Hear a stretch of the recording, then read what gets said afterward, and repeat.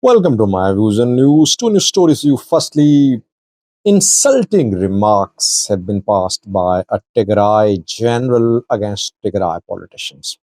Insulting, inflammatory, controversial, whatever you say, but the remarks were unwarranted.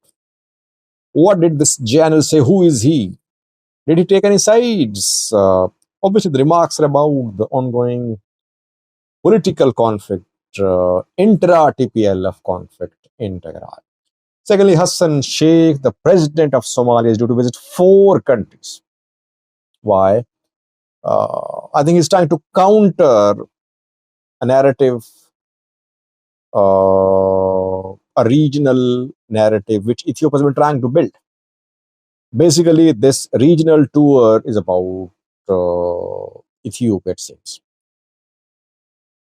Let's start from Tigray, viewers. A Tigray channel talking to media a few hours ago used very strong language about Tigray politicians.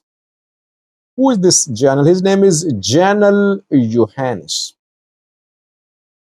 Major Janel Johannes Wolde Georgis is his name. He's called John Medit. Most Tigray military commanders have a second name as well. Nickname, you can call it. So his nickname is John Medit, but his real name is Major General Johannes Wolde Georgis. Senior, one of the senior most Tigray military officers. I covered his military operation during Tigray War. The general talked to media a few hours ago. The general's remarks about politicians are surprising. What did he say? He excused, by the way. He said he sought excuse from politicians before starting his talk. He said, "Excuse me, if you are a politician, you're just listening to me. Excuse me for my words. I won't pull any punches. I won't be diplomatic. I'll speak my mind." And then he just lashed out at politicians. The politicians want to achieve their objectives. They have their interests in their minds. And they want to achieve their goal, their interests, sometimes at the cost of creating divisions. He talked about the political conflict that he said those who are part of the conflict to gain power are thieves. Use this word, thieves. They are committing treasonous activities. They are crossing red lines. He said, our enemies crossed red line and we fought. In the past, he was talking about federal government. That our enemies, including Eritrea, I think, that they crossed red lines, we fought. Now, politicians in Tigray crossing red line. If they cross further red lines, they should not expect us to stay silent. He said the people of Tigray will decide what will happen in Tigray. Don't lecture us about peace, he said. Both Getachew government side, the Bratskian side, they say that they want to implement Pretoria, they're working for peace. He said, don't lecture us about peace. People of Tigray know what peace is. Tigray security forces know what peace is. People lay down our lives. People lay down their lives in this war. They won't let you betray martyrs. Don't betray people. And he said that politicians are prioritizing their interests over the interests of the people of Tigray. People of Tigray will decide what will happen in Tigray. This is the strongest criticism against Tigray's politicians by a Tigray general. He criticized both parties. In a way, criticized federal government. He said these people outside, they're trying to divide us. He was a little pro TPLF, a little, but basically, for the most part of his talk, he was neutral. He did not mention which red line he warned about. He said, if you cross more red lines, we will respond. Security forces and people. Which red line? Open to interpretation, but I think he was saying that if this political turmoil turns into an armed confrontation, a direct confrontation between two TPLF wings, DSF won't stay silent. People won't tolerate that. Now, it's a warning from General Johannes, all the Georges. Perhaps people of Debrecen will feel under more pressure.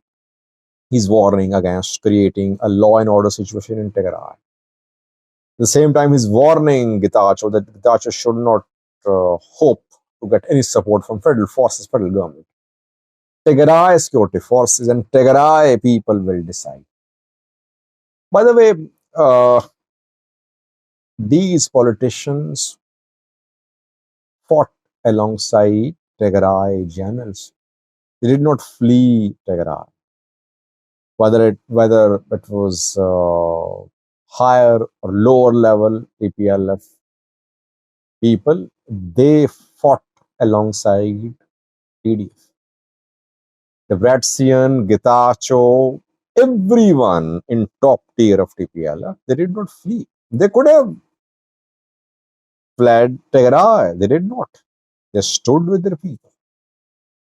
But it seems Tigray security force is saying that TSF, Tigray Security Force, is the one which really fought to protect the interests of Tigray, and only TSF is committed to the people of Tigray. It is sincere. Others are selling the interest of the people of Tigray, selling the interest of the people of Tigray. All fought together. All were united. All means politicians, police, Tigray civilians, women, children, elderly, diaspora, all fought. Tigray was united back. Now the fight, political fight, is intra-TPLF fight. And TSF is to blame for that in a way. From day one, TSF should have kept a neutral stance about politics. It did not. It did not take a neutral stance. It supported TPLF. It did not encourage democracy in Tigray. It did not ask Tigray interim government to give political space to opposition parties. Opposition party workers were tortured in Tigray. No one spoke. Rather, Tigray security forces tortured opposition parties. These Tigray generals did not say a word. Now they say that TPLF politicians are selling the interest of the people of Tigray. Why is it happening? Because the general supported one party. They should have supported all parties equally. They should have promoted a genuine democratic political culture in Tigray. They did not. So they are to blame as well. Let's see how TPLF, the Bratzian or Getachew groups respond to General Johannes' talk. Second viewers, Hassan Sheikh, the president of Somalia, is on a regional tour. He's to visit 4 countries. Reportedly arrived in Uganda 48 hours ago. Met with Yoweri Museveni. He'll visit Uganda. He's visiting Uganda, Burundi, Kenya, and Djibouti reportedly. These four countries and Ethiopia are part of the peacekeeping mission in Somalia, which is ending in the next 2 months. In January next month, new peacekeeping mission will take over, for which Egypt will play the key contributor. Ethiopia trying to build a regional narrative.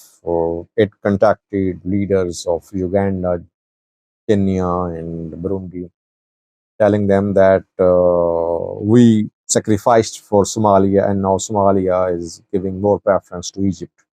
Somalia is expelling Ethiopian troops. That is why all should support Ethiopia. Uganda, Djibouti, Kenya, Burundi should support Ethiopia. They should force or put pressure upon Somalia that Ethiopian troops are not expelled from Somalia.